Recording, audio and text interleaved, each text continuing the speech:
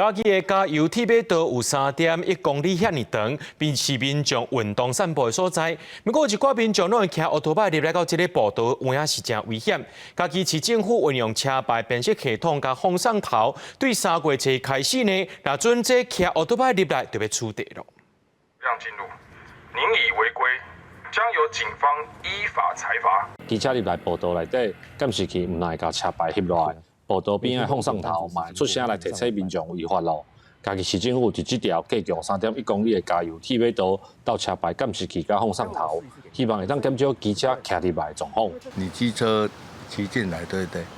我们还要让他呢，有的会凶哎，骑机车会凶你哎。有装设出入口的监视器情况是有改善的。不过甚至有夸张到汽车也开进去，摩托车也依然还在骑进去的状况。附近的里长讲，这个铁马道因为烫真侪路口，有一寡人为着方便，所以就会骑车入来，甚至佫因为安尼发生纠纷。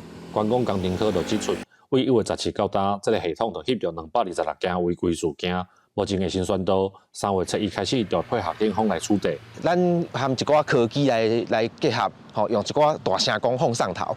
伫你违规的同时，你得咱放送头就甲你讲，这铁马道是袂当骑奥拓摆入来的，你已经违规啊，你会收到罚单。以前是都没有接到罚单，所以比较多。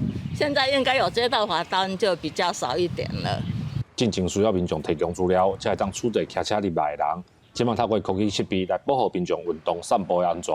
观光工程科表示，铁马道因为有通过社区，风送头伫暗时8点就会撤掉。不过车牌监视器嘛是会运作，呼吁民众千万唔通违法。